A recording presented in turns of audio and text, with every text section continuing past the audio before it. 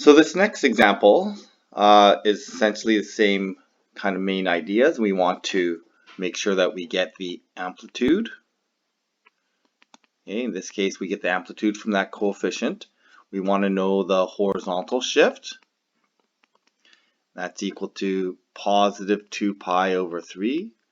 We want to know our vertical shift to find the center, so it's up 2. And we want to know the period. In this case, there's no horizontal compression, so the period is 2 pi. Okay, so I'm gonna sketch in my x-axis here. I just need to be aware of my scale when I start drawing this in. So I'm gonna put 2 pi over 3. I think maybe I'll just use these increments as 90 degrees or pi over 2. So 2 pi over 3 is gonna be right about here. Okay, so 2 pi over 3. Okay, so there will be 1/3 pi, pi over 3, pi over 2, etc. Okay, so the big idea is, one of the main ideas then is we're going to have to start knowing our fractions on the number line. So that's really important that we are able to identify fractions on the number line. So there's my starting point, 2 pi over 3. I'm going to add 2 pi. In this case, because I've used the increments of pi over 2, I know that this is 1 quadrant, 2 quadrants, 3 quadrants, 4 quadrants. Okay, so I've got my markings in here. You can scale your axes as much as any way you want, as long as it's proportionally reasonable. But you have to find the actual coordinate of that endpoint here. So if I'm going to add 2 pi to 2 pi over 3, well, that's 6 pi over 3. So I end up at 8 pi over 3 as my end position. My middle line is in here. It's going to be halfway between 2 and 8. And that's going to be 5 pi over 3. The quadrant here is going to be halfway in between. And halfway between 5 pi and 8 pi is going to be 6.5. So it's going to be, I'm going to do 13 divided by 2. So I'm going to end up with 13 pi, and that becomes over 6. Here's, I get 2 plus 5 divided by 2. It's going to give me the middle here, which is 7 pi over 6. Okay, so those are my quadrants. I'm going to use my vertical shift of +2. Now when I do my vertical shift, I have to make sure that I can fit my amplitude of 3. So I'm just going to make my vertical shift of +2 right about here. Okay, so that's going to be y equals +2. And then I'm going to go up to 2, 4, right, 5 is right about there. Okay, so I'm just going to have to put +5. It looks funny. So I'm going to go up to 5, and I'm going to go down to -1. Okay, so that's going to be my increments. Okay, so there is, I've got use my horizontal shift, my period to get my start and end, my vertical shift to get the middle, and I'm going to use my amplitude to draw on the graph. So it's a sine graph, so it starts in the middle, it goes up to 5, there's one quadrant, to the middle, down to -1, and back up to the middle. Okay, so there's my sine, one period of sine graph. Okay, so these ones here, we've been given the function, and we need to figure out the positions of these functions. So we have to then, we still kind of want to indicate have an idea what our parts are. So here I'm just going to off to the side, going to go my amplitude, my horizontal shift, my vertical shift, and my period.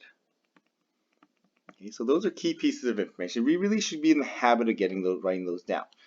So this is a cosine graph, and it's been shifted to pi over 6 to the left. So usually that would be my starting point of cosine here. Okay, that's going to be like 1 period of cosine, but that would be that's not really my starting position. That looks kind of like my ending position. So I'm just going to kind of just extend that a little bit here. And that position there should represent, so that's a mistake here. So it's a -2, so it's been flipped upside down. So it should be an upside down cosine graph like that. So that point there should indicate my starting position. Okay, so this is my starting position. Now, the nice thing about the starting position, it should match my horizontal shift. Now, it's different for cosine and sine. In this case, it's upside down cosine. So that position there is going to give me my horizontal shift of negative pi over 6. So I'm going to get the location of that point there. This middle line is going to be plus 1. Okay, y equals 1. So using the amplitude, I know that that's got to be y equals 3. And that position's got to be negative 1. Now, I've still yet to determine my positions A, B, C, and D. How do I get from here to here? Well, that represents one quadrant from here to here. Okay, from vertex to middle is one quadrant. And I know that it's going to go backwards.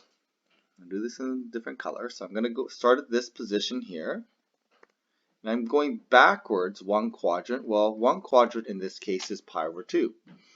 So the position A, the location of A is going to be negative pi over 6 minus pi over 2, which gives me 4 pi over 6, or I'm going to simplify that fraction to negative 3 pi over 2, negative 2 pi over 3, and then the y position is going to be the middle position there of 1.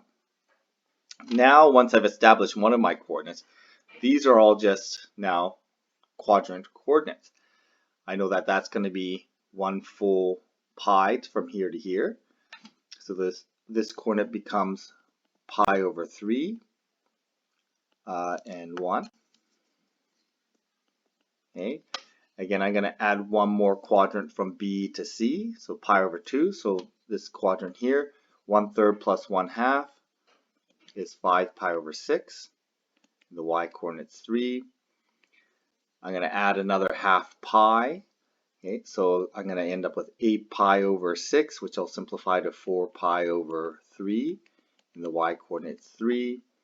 This last position here is going to be, again, I'm going to add another pi over 2. So I'm going to end up with, what is that? It's going to be 8 pi over 6 plus 3 pi over 6. So that's going to be 11 pi over 6 and the y coordinate of negative 1.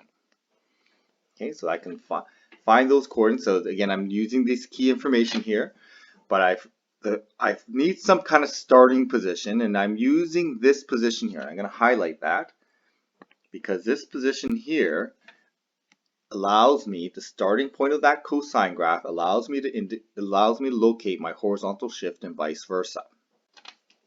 Okay,